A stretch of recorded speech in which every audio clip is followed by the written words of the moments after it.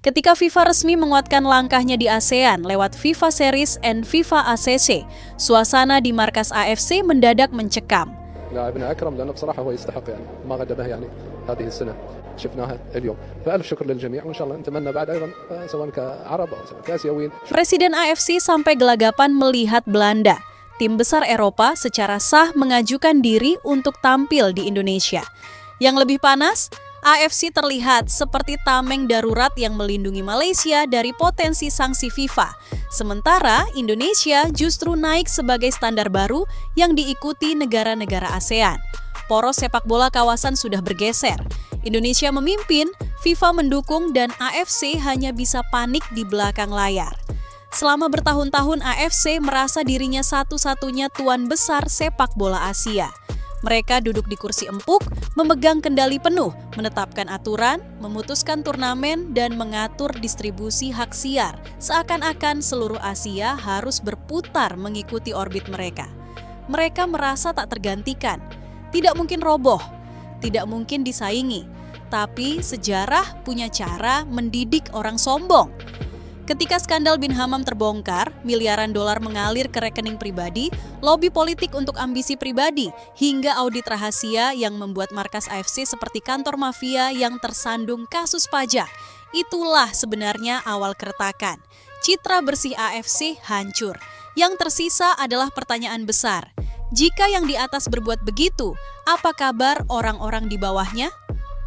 AFC mencoba menepis semuanya dengan susunan konferensi pers, kalimat diplomatis, dan kalimat standar. Kami akan memperbaiki sistem, tapi publik tidak bodoh. Dunia sepak bola lebih pintar dari yang mereka kira. Orang-orang tahu bau busuk bukan datang dari satu orang, tapi dari kultur yang sudah menahun.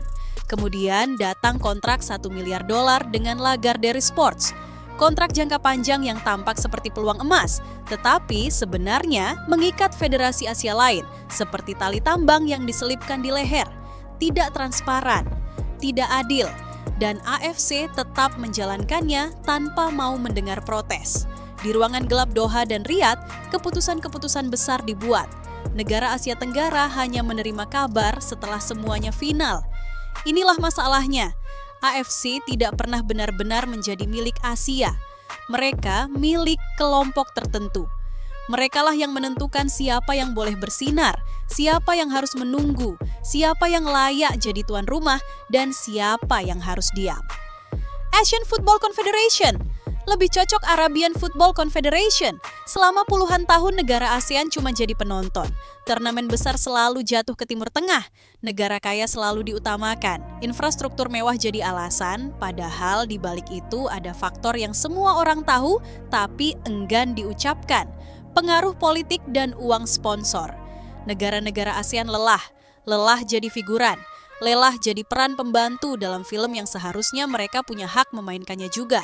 Disinilah FIFA masuk dengan timing yang luar biasa, seolah mereka sudah membaca skrip sejak lama. Mereka melihat Asia Tenggara sebagai kawasan yang sedang meledak.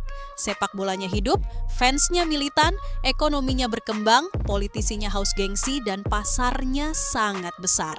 Indonesia dengan segala kekisruhannya, dramanya, emosinya, dan semangat gila suporternya jadi pusat perhatian. FIFA bukan bodoh, mereka paham. Poros Asia yang baru ada di ASEAN bukan lagi diteluk, dan FIFA tidak hanya mengakui itu, mereka mengukuhkannya. Ketika FIFA Series diumumkan, AFC langsung gelagapan. Turnamen internasional resmi di Asia. Tanpa AFC, diselenggarakan FIFA langsung, dan Indonesia yang jadi motor, itu seperti tamparan 5 jari ke wajah mereka. AFC akhirnya sadar bahwa FIFA tidak lagi ingin menunggu mereka. FIFA ingin bertindak. FIFA ingin mengatur kembali ekosistem Asia sesuai visi global mereka. Dan jujur saja, ini langkah yang sudah seharusnya terjadi sejak bertahun-tahun lalu. Yang membuat mereka lebih takut bukan turnamennya, bukan formatnya, tapi siapa yang tertarik ikut? Belanda, tim Eropa kelas dunia, dengan pasar global besar, dan akan bermain di kawasan ASEAN. Itu mimpi buruk AFC. Kenapa? Karena sponsor akan pindah arah, hak siar bisa meloncat ke sistem FIFA. Brand AFC bisa tenggelam dihantam brand FIFA, negara-negara ASEAN bisa semangat membuat struktur baru dan AFC perlahan kehilangan arti.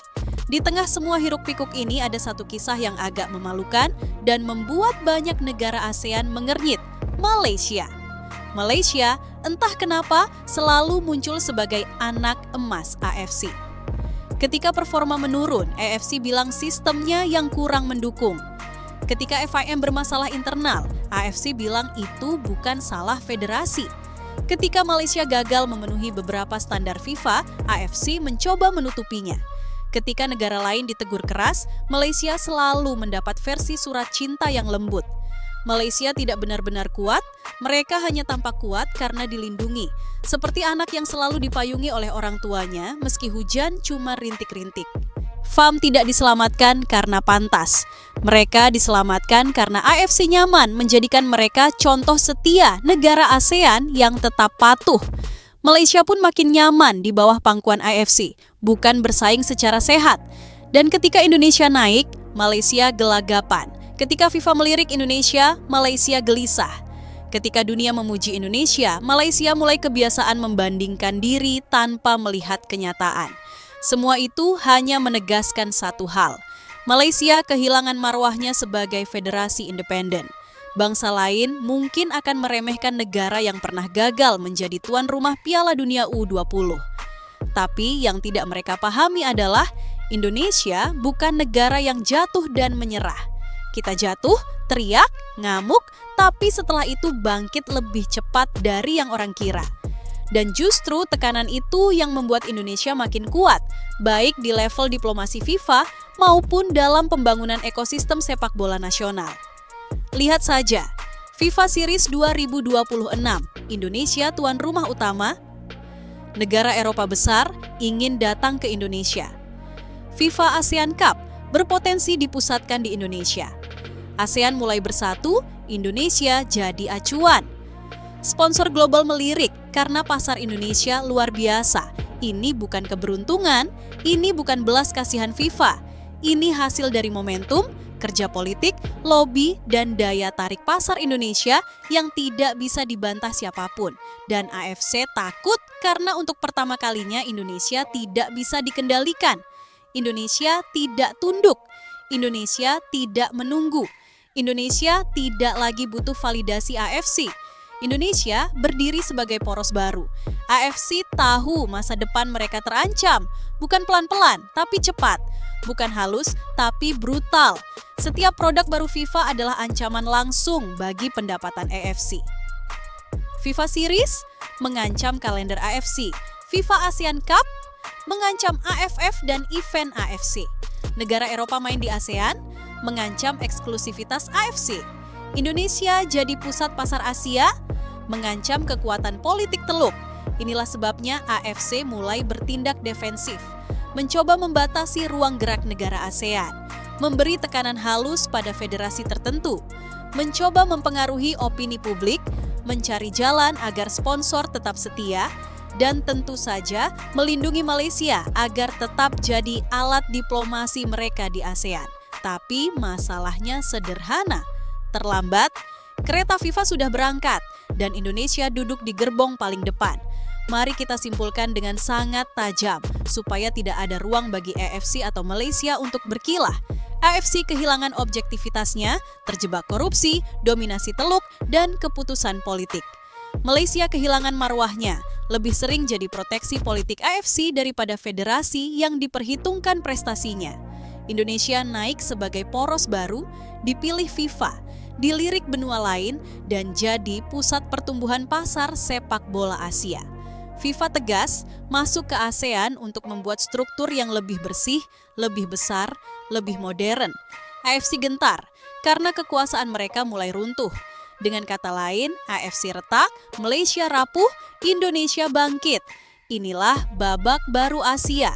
Dan mereka takut bukan kepada FIFA, bukan kepada ASEAN, tapi kepada Indonesia. Kalau kita amati, ada satu pola menarik yang muncul beberapa bulan terakhir. Setiap kali FIFA bergerak di ASEAN, AFC tiba-tiba mengeluarkan pernyataan yang terdengar seperti orang sok tenang, padahal jantungnya berdebar.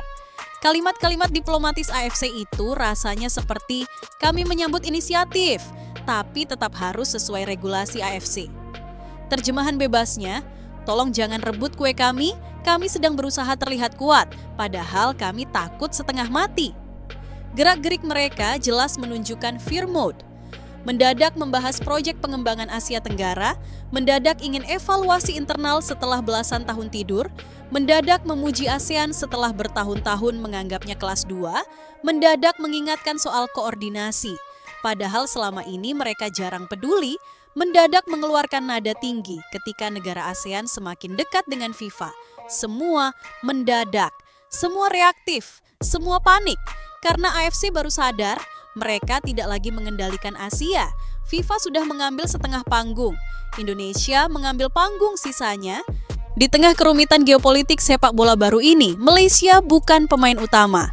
Mereka lebih seperti karakter pendukung dalam sebuah drama yang selalu ikut tapi tidak pernah menentukan jalan cerita. Lucunya, Malaysia masih merasa dirinya layak dilihat. Padahal yang melihat mereka hanya AFC. Itu pun dengan tatapan protektif, bukan tatapan hormat. Mari kita jujur, Malaysia tidak sedang bersaing. Malaysia tidak sedang berkembang pesat. Malaysia tidak sedang memimpin apapun. Mereka hanya sedang dijaga agar tidak makin jatuh. AFC berusaha memastikan Malaysia tetap terlihat stabil agar ASEAN seolah-olah punya mitra setia AFC.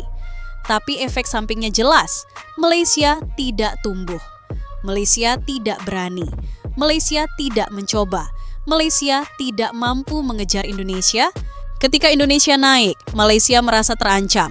Ketika ASEAN mulai bersatu, Malaysia takut kehilangan privilege. Ketika FIFA memberi spotlight, Malaysia merasa tersisih. Jadi apa yang mereka lakukan? Mereka berlindung lagi di balik AFC. Indonesia maju, Thailand realistis, Vietnam fokus, Filipina berbenah. Malaysia sibuk menjaga hubungan dengan AFC sambil memprotes bayangan sendiri. Inilah fenomena yang membuat seluruh Asia Tenggara mendadak berputar menghadap Indonesia. Indonesia bukan lagi negara yang hanya punya supporter besar. Indonesia bukan lagi negara yang hanya penuh drama federasi. Indonesia bukan lagi negara yang selalu kalah di jam-jam krusial. Sekarang, Indonesia adalah pemain ekonomi raksasa di kawasan, pemilik fanbase terbesar Asia, magnet sponsor global, pusat event FIFA, dan simbol transformasi sepak bola modern ASEAN. FIFA melihat semua itu sebagai opportunity of the century. AFC melihatnya sebagai ancaman eksistensial. Malaysia melihatnya sebagai bayangan yang makin besar dan menelan ruang mereka. Dan yang paling aneh, Indonesia tidak meminta jadi pusat. Justru FIFA yang mengundang, mengangkat, dan menaruh spotlight langsung ke wajah kita. FIFA paham betul, kalau mau menguasai pasar Asia Tenggara, pusat gravitasi harus di Indonesia, bukan di Malaysia, bukan di Singapura, bukan di Thailand, bukan di Vietnam, karena hanya Indonesia yang bisa membuat stadion bergetar bukan dengan kembang api, tapi dengan suara manusia. Hanya Indonesia yang bisa membuat pertandingan biasa terasa seperti final Piala Dunia. Hanya Indonesia yang bisa membuat tim Eropa rela terbang 18 jam hanya demi atmosfernya. Inilah yang membuat FIFA mantap. Dan inilah yang membuat AFC semakin pucat seperti baru keluar dari ruang interogasi. Dunia berubah bukan karena keputusan, tapi karena momentum. Dan momentum itu sedang berada 100% di tangan Indonesia. Negara-negara ASEAN lain mengakuinya tanpa malu. Thailand berkata, Indonesia sekarang pusat perhatian. Vietnam berkata, pasar Indonesia luar biasa. Filipina berkata, FIFA melihat Indonesia sebagai magnet. Bahkan negara yang biasanya datar seperti Singapura pun mengakui faktor Indonesia dalam pembicaraan global. ASEAN sadar, jika ingin sepak bola kawasan lebih dihargai dunia, Indonesia adalah lokomotifnya. Dan yang menarik adalah ASEAN bukan iri. Mereka justru merasa bangga karena akhirnya ada representasi kuat dari kawasan. Mereka ingin ikut naik, mereka ingin merasakan efeknya. Hanya satu negara yang masih bingung dan belum bisa menerima kenyataan, Malaysia. Karena bagi mereka, kalau Indonesia terlalu tinggi, maka wibawa mereka runtuh. Padahal itu ketakutan yang berasal dari ego, bukan kenyataan kompetitif. FIFA tidak datang hanya untuk membuat event. FIFA datang untuk membangun struktur baru. Apa strukturnya? Model kompetisi baru, sistem ranking baru, pasar baru, zona ekonomi baru, dan hubungan baru dengan negara anggota. FIFA ingin memodernisasi Asia Tenggara langsung tanpa perantara AFC. Dan Indonesia dipilih sebagai hub. AFC coba melawan? Tidak bisa. AFC coba memberi tekanan? Tidak mempan. AFC coba mempengaruhi negara ASEAN? Terlambat. Karena negara-negara ASEAN sudah melihat sendiri siapa yang memberi masa depan. FIFA, siapa yang memberi beban? AFC, sudah jelas siapa yang ingin mereka ikuti. Mari kita rangkum dengan versi paling ganas dan paling jujur. AFC bukan lagi konfederasi yang kredibel. Mereka organisasi tua yang hidup dari kejayaan masa lalu dan uang sponsor teluk. Malaysia bukan federasi kuat. Mereka hanya terlihat aman karena dilindungi AFC. Bukan karena prestasi, bukan karena transparansi, bukan karena visi. FIFA adalah pemain paling tegas dan paling berpengaruh. Mereka melihat potensi, bukan sekutu. Melihat pasar, bukan alasan. Indonesia adalah poros baru sepak bola Asia Tenggara. Naik karena kerja keras, momentum, fanbase, diplomasi, dan keberanian. Bukan karena bantuan siapapun, dan itulah yang membuat mereka gentar. Karena selama puluhan tahun, tidak ada satupun negara ASEAN yang berani menantang struktur lama. Sampai Indonesia muncul, sampai Indonesia mengguncang, sampai Indonesia mendapat dukungan FIFA, sampai Indonesia menjadi pusat